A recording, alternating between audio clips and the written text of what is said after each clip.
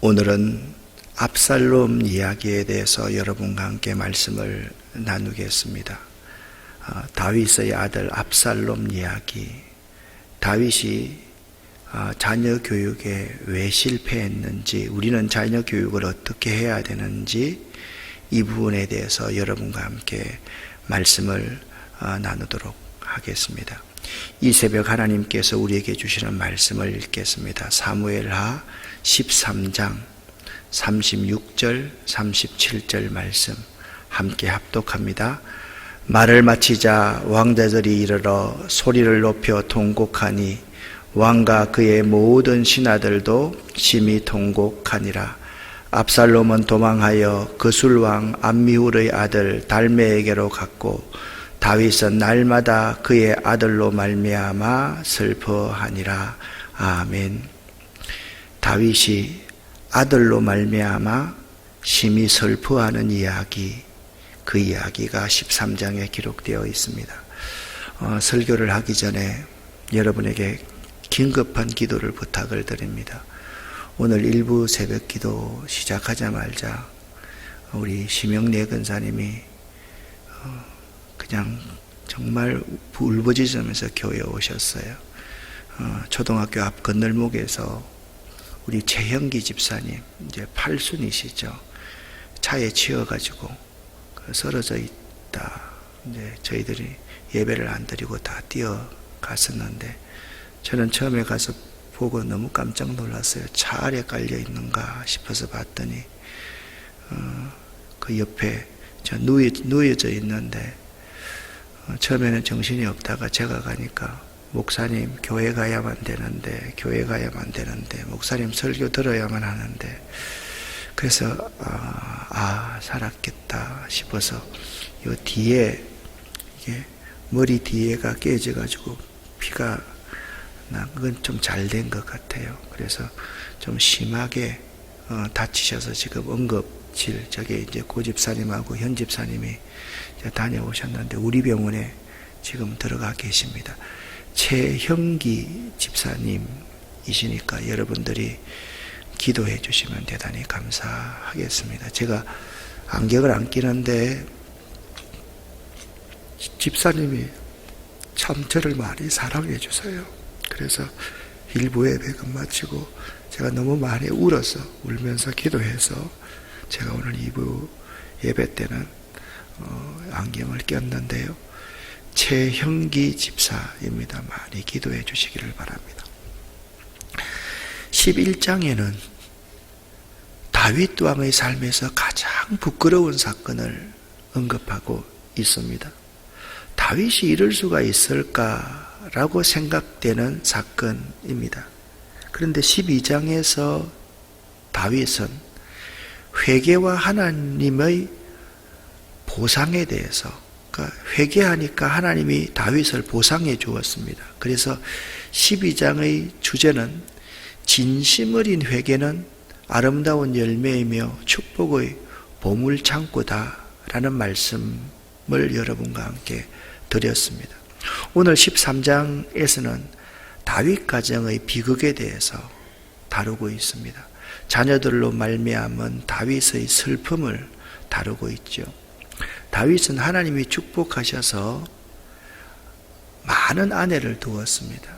오늘 여기서 다루는 자녀들이 누구냐 보면 여러분, 암논이라는 큰 아들을 오늘 중심 인물입니다. 그리고 마아가에서 낳은 다말이라는 압살롬의 동생입니다. 그런데 이 암논이 다말을 너무 사랑했습니다. 근데 그 사랑은 알고 보면 사랑이 아니라 욕정이죠. 욕정. 그리고 이 암논과 사이에서 다윗 왕의 형이었던 시므아, 그러니까 암논과 사촌이었던 이 요나답이라는 사람이 나옵니다. 이 요나답이 아주 간교한 자다. 그래서 오늘 다윗의 자녀들 가운데서 일어났던 비극적인 일들을 여러분과 함께 다루어 보겠습니다. 자, 암논이 다말을 사모하다. 2절 말씀을 보니까 이렇게 말하고 있습니다. 암논이 그의 누이 다말 때문에 울화로 말미암아 병이 되니라 정도까지 이 암논이 다말을 연애했습니다. 근데 잘못된 연애이기 때문에 같은 형제 아닙니까? 이복 형제지만 형제인데 이렇게 이제 문제가 심각하게 일어나고 있는 거죠. 그런데 우리는 1절부터 6절까지를 보면서 하나님께서 나단을 통해서 다윗이 범죄했을 때 한 경고에 귀를 기울일 수 있어야만 됩니다. 여기에 이렇게 말씀하고 있습니다. 칼이 내 집에서 영영이 떠나지 아니하니라. 그런 말씀을 했습니다. 그러니까 다윗이 범죄했을 때 칼이 다윗의 집에서 영영이 떠나지 아니하겠다라는 예언을 하나님께서 했다라는 거예요. 오늘 1절 말씀을 보면 그 후에 이 일이 있으니라. 무슨 말인가 하면 13장 1절에 시작하면서 그 후에 이 일이 있으니라. 이 말은 먼저 다윗의 죄를 기록하고 그 후에 다윗 아들들의 죄악을 상세하게 기록하고 있다라는 말씀입니다. 다윗이 범죄했는데 어떤 죄를 범했습니까? 살인죄를 범했죠. 그때 간음죄를 범했죠. 근데 그의 자녀들 사이에서 바로 그런 죄악들이 그대로 되풀이되고 있더라라는 말씀입니다. 말씀드렸듯이 큰 아들 암논에게 3절 말씀 위에 보십시오. 요나답이라는 친구가 있었는데 심히 간교한 자라. 그렇게 이 요나답이라는 친구가 있었는데 이 암논에게 이 요나답이 아주 간교해서 이 일을 만들어냈다. 이들 사이는 사촌간이었다라는 것을 말씀을 하고 있습니다. 이 암논입니다. 그리고 요나답이 있습니다. 그런데 여기 보니까 큰 아들 암논이 다말보다 힘이 세므로 억지로 다말을 범해버립니다. 억지로. 그 후에 암논이 사람이라는 것이 지나친 이러한 잘못된 사랑은 있잖아요. 연애를 할 때보다 더 상대를 미워하게 됩니다. 그러니까 암논이라는 이 놈이 말입니다. 다말을 억지로 범하고 나서 바로 다말을 버려버립니다. 바로 다말을 버려버립니다. 말이 안 되는 행동을 하고 있죠. 그래서 압살롬이 동생이니까 암논이 형이니까 실권이 더 많이 있었을 거 아닙니까? 압살롬이 암논을 미워하지만 마음속에만 품고 있었음을 알 수가 있는 거죠. 그 사건이 쭉 7절부터 14절까지 기록이 되어 있는데 여기 이 사건에 보면 7절부터 14절까지 보면 이 공통점이 하나 있습니다. 다윗의 아들들이 공통적으로 그들이 범죄할 때 그들의 아버지를 이용했다는 거예요. 무슨 말인가 하면 다윗의 허락을 다윗에게 간청을 해서 다윗의 허락을 얻어가지고 그러니까 암논은 이랬습니다. 자기가 아프다고 꾀를 내서 엄살을 부렸습니다. 그걸 누가 사촌이 그걸 가르쳐 주는 거예요. 네가 아프다고 아버지가 올 때 장남이니까 엄살을 부려라. 그리고 다말이 나의 시종을 좀 들게 아버지한테 허락을 좀 맡아다고. 그래서 다말을 보내는 거죠. 그러니까 여러분 오늘 6절 말씀을 보면 암논이 엄살로 아픈 채 하다가 다윗에게 다말 좀 보내주세요 라고 하니까 다윗이 그의 집으로 사람을 보내어서 다말에게 말하는 거예요. 이제 내 오라버지 암논의 집으로 가서 그를 위하여서 음식을 차리라 라고 말을 한 거예요. 또 이제 압살롬이 암논을 죽이려고 할 때도 마찬가지예요. 아버지에게 간청합니다. 아버지, 내가 털 깎는 날인데 우리 왕자들을 다 초청하고 싶습니다. 아버지도 초청하고 싶습니다. 그랬더니 아버지는 아니야, 내가 가는 게 너에게 더 부담이 돼. 그리고 나서 모든 왕자들을 다윗이 다 보냅니다. 왕의 모든 아들을 그와 함께 그에게로 보낸 사람이 누굽니까? 다윗입니다. 그러니까 우리가 여기서 알아야 되는 것이 아들들이 모두가 다 아버지의 도움으로 서로 간에 범죄를 하고 있다. 아버지 도움을 이용해가지고 여기가 굉장히 중요한 관점 중에 하나라는 거죠. 근데 암논의 범행 과정에서 제된 인간의 모습을 살펴볼 필요가 있습니다. 인간의 나약함과 죄의 강함을 깨닫게 됩니다. 여러분 가만히 한번 생각을 한번 해보세요. 15절 말씀을 아래 내가 쉬운 번역으로 번역을 했는데 14절 말씀까지 암논이 다말을 강간했습니다. 이거 말이 안 되는 짓을, 오라버니 이 하나님이 미워하는 짓을 하지 마세요. 이렇게 하면 안 됩니다 라고 힘이 세서 그녀를 범합니다. 근데 15절 말씀에 이렇게 하고 있습니다. 그리하고 나니 다말에 대한 암논의 마음이 미워하는 마음으로 변했다는 거예요. 자기한테 매달릴 것 같으니까. 전에 다말을 사랑했던 것보다 지금 미워하는 마음이 훨씬 더 컸다. 암논이 다말에게 말합니다. 일어나, 꺼져, 나가. 아니, 진짜 말이 안 되는 행동을 합니다.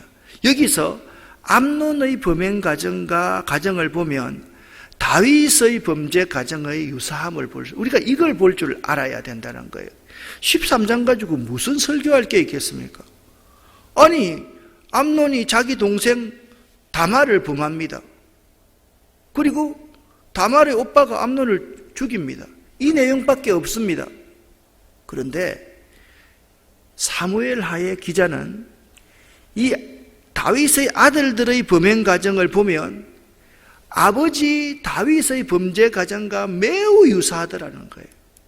이겁니다. 똑같은 인간의 나약함과 죄의 강함을 우리에게 교훈하고 있다는 거예요. 인간은 연약한 거예요. 다. 여러분 강할 것 같아요? 여러분 강해요? 다 연약합니다. 누구든지 이런 범죄에 노출될 수 있습니다. 그리고 죄는요, 우리가 생각한 것보다 엄청나게 강하다는 사실입니다. 우리가 11장에서 봤지 않습니까?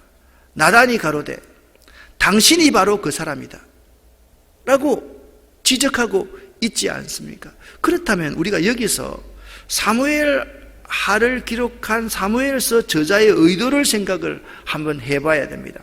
다윗의 자녀 교육의 실패 원인이 무엇이었을까? 무엇이었을까? 바로 앞장인 12장 말씀을 보면 실패의 원인을 우리에게 말씀해 주고 있습니다. 첫 번째, 다윗이 범죄하는 것은요, 여호와의 말씀을 업신여겼다. 그리고 하나님 보시기에, 주의 종 보시기에 악을 행하였다. 그러니까 첫 번째는 하나님의 말씀을 업신여기는 거예요. 대수롭지 않게 생각하는 거예요. 두 번째는 하나님이 보고 계신다는 사실을 잊고 살면 우리 누구든지 범죄할 수 있다라는 거예요. 여러분 이 사실을 잘 알아야 됩니다. 나는 괜찮아. 여러분 하나님 말씀을 절대로 업수 여기지 마세요. 그리고 있잖아요, 하나님이 보고 계신다는 거 이거요, 여러분 잊지 마세요. 하나님 보고 계십니다. 믿으십니까? 하나님 말씀 생명처럼 소중히 여겨야 됩니다. 그래서 우리는요, 다윗의 자녀 교육 실패를 통해서 뼈아픈 교훈을 얻게 됩니다. 자, 다윗이 있잖아요, 밧세바를 범할 때 은밀하게 행했습니다. 완전 범죄를 추구했습니다. 맞죠? 그죠? 밧세바를 취했는데 임신을 하게 된 거예요. 이거 원했습니까? 원치 않았습니까? 원치 않았습니다. 임신을 하고 나니까 어떻게 했습니까? 전장터에 나가고 있는 요압의 부하인 우리아를 불러들여 가지고 감추려고 했습니다. 우리아가 충신인지라 자기 아내와 합방을 하지 않습니다. 성에서 자기 부하들과 함께 잡니다. 그러니까 우리아를 전장터 제일 앞에 내보내가지고 죽게 만들어 버립니다. 그때 사무엘하 12장 12절 말씀에 이렇게 나단 선지자를 통해서 책망하고 있어요.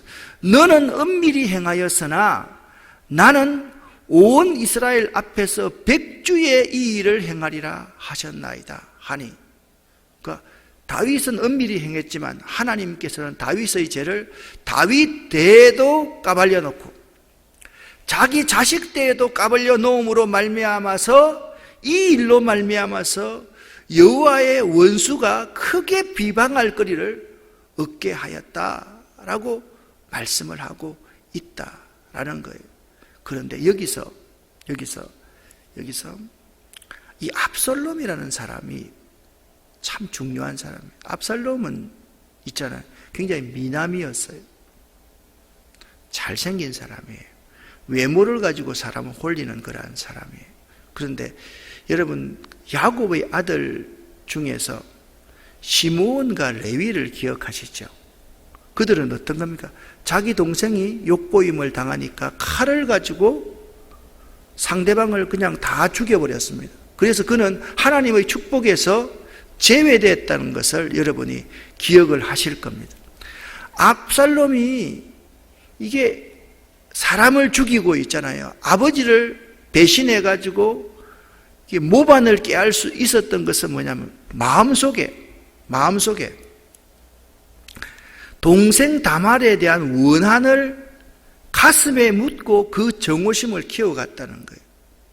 여러분, 우리가 주의해야 될 것은 뭐냐면 어떤 사건이 있으면 그 사건을 그 당시에 해결해 버리고 나야지, 그걸 자꾸 미움과 정오심을 가슴에 품으면요, 이 가슴 속에서는 그 정오심이 성장합니다. 무럭무럭 자랍니다. 내가 생각하지 못할 정도로 엄청나게 자란다는 사실을 알아야 됩니다. 그래서 여러분, 마음속에 누구에 대한 미움을 가지고 있으면 그 미움이 기도하면 사라지는 것이 아니라 그 미움은 점점 더 또아리를 털고 있잖아요. 그 미움의 뿌리를 깊게 내려가지고 그것을 끄집어내지 못할 정도로 되어서 나중에는 우리 스스로를 죽이게 된다라는 거예요. 자, 보세요. 원한을 가슴에 품고 정오심을 키워가니까 23절부터 29절까지 압살롬이 암논을 죽입니다. 그런데 여기 23절 말씀을 보십시오.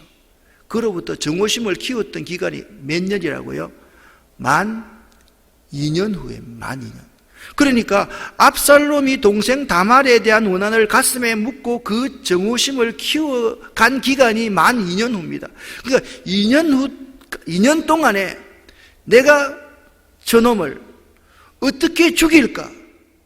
라고 생각했으니까 그 원한이 얼마나 뼛속까지 사무쳤겠습니까? 형제를 대할 때도 가정스러운 눈으로, 얼굴로 대했을 것이고요. 다 아무 일이 없었던 것처럼 대하는 거예요. 제 아내가 이런 말을 어제는 하더라고요. 나는 목사님들이 이해가 안 될 때가 있다고. 왜 이해가 안 될 때가 있냐? 노회 같은 데 사모 성가대한테를 가보면 이 목사님하고 별로 사이가 안 좋아. 이 장로님하고 이 장로님하고 사이가 별로 안 좋아.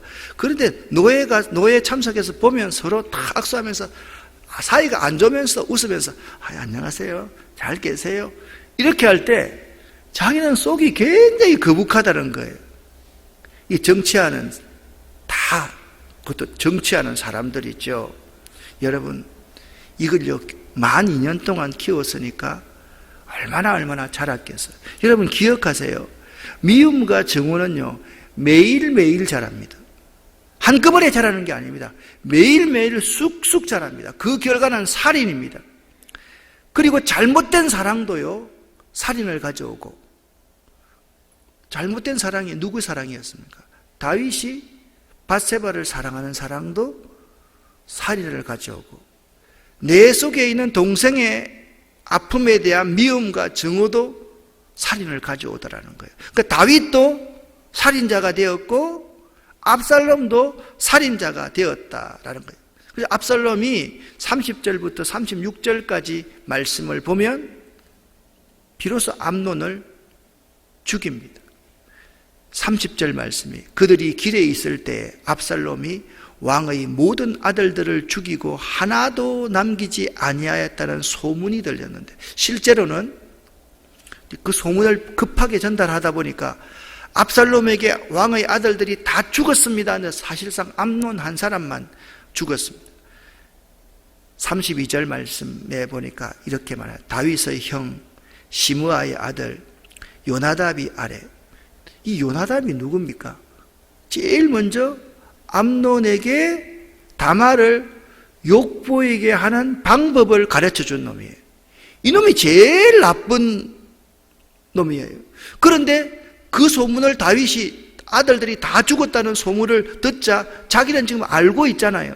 뭐라고 말하고 있는가 하면, 내 주여 젊은 왕자들이 다 죽임을 당한 줄로 생각지 마옵소서. 오직 암논만 죽었으리이다. 자기가 알고 있어요, 몰라요? 다 알고 있는 거야. 압살롬이 누구만 죽일 것이다? 암논만 죽일 것이다. 자기가 시켰으니까. 그가 압살롬 누이 다말을 욕되게 한 날부터 압살롬이 결심한 것이니이다. 3절 말씀. 요나답은 뭐요? 심히 간교한 자라. 여러분, 인간의 모든 죄악의 배후에는요 항상 간교한 자들이 있습니다. 여러분과 제가 주의해야 될 것이 이겁니다. 여기 간교한 자를 그냥 바로 사단입니다 이라고 말하지 마십시오. 사단의 배후에 있습니다. 그러나 더 중요한 것은 인간의 모든 죄악 배후에는 반드시 사단의 조종을 당하는 사람들이 있더라는 거예요. 사람들이. 그래서 우리는요 평생 신앙생활을 하면서요 시므이 같은 인간이 되지 말아야만 합니다.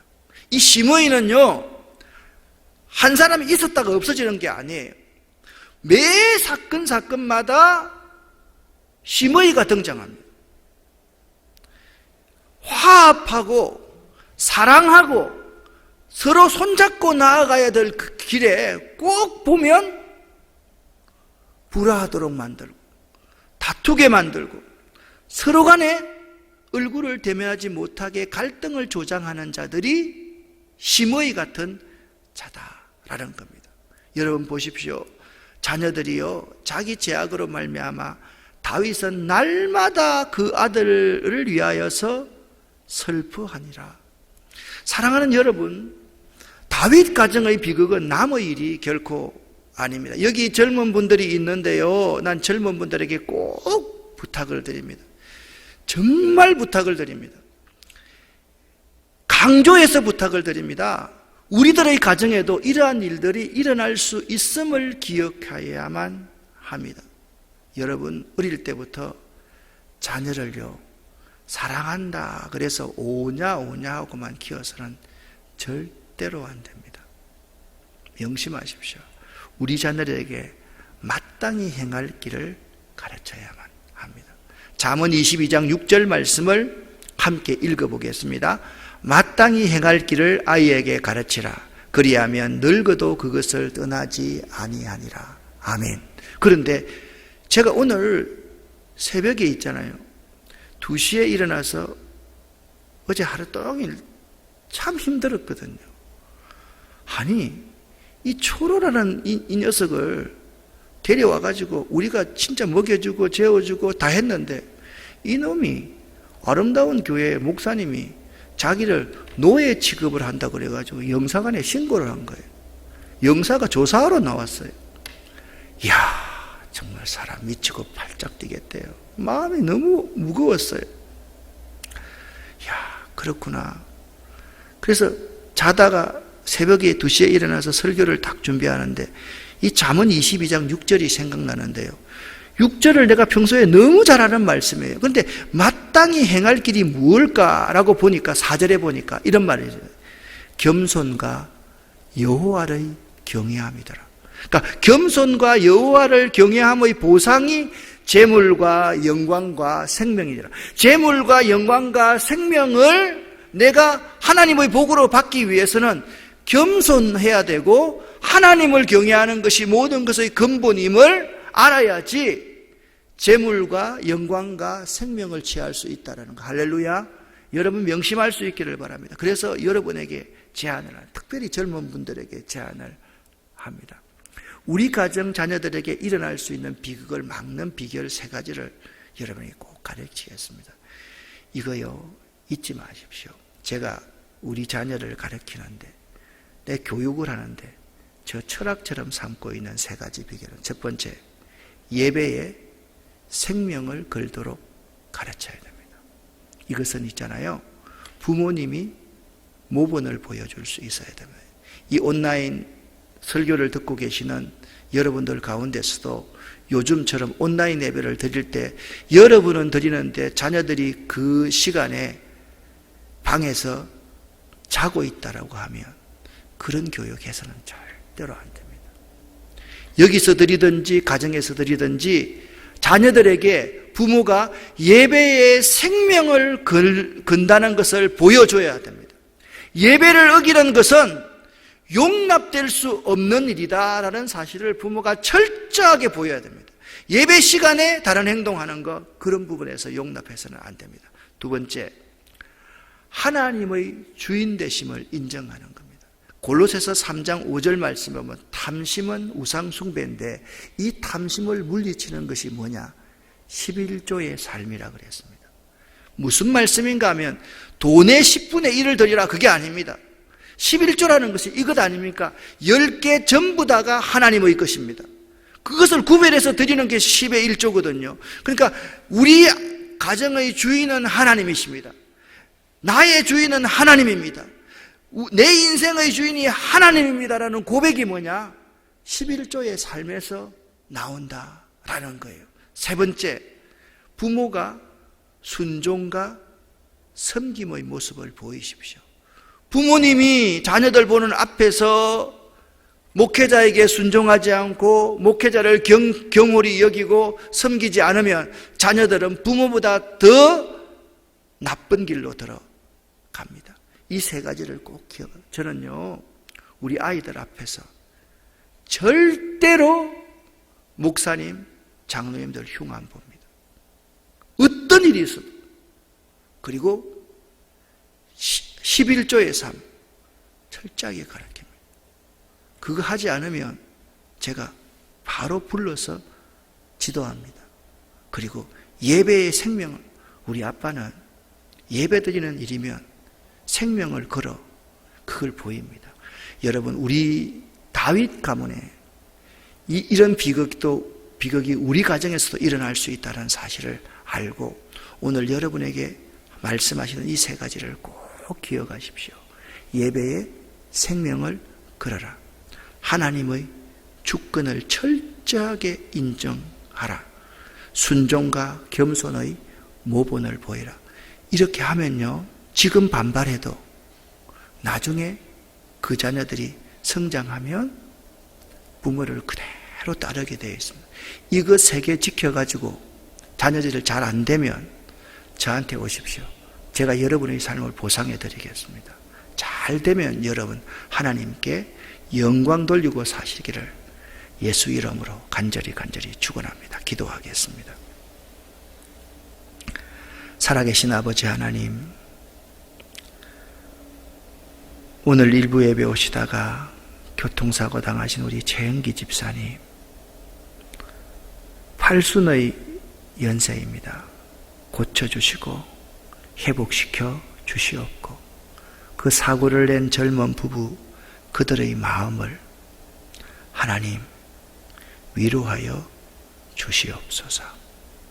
살아계신 아버지 하나님, 오늘은 선거날입니다. 우리의 주권을 바로 행사할 수 있도록 도와주시고 하나님을 두려워하는 이 나라 정치인들 될 수 있도록 도와주시옵소서. 하나님, 우리의 자녀들에게 마땅히 행할 일을 겸손과 여호와를 경외하는 것, 이 축복의 비결을 잘 가르칠 수 있도록 도와주시옵소서.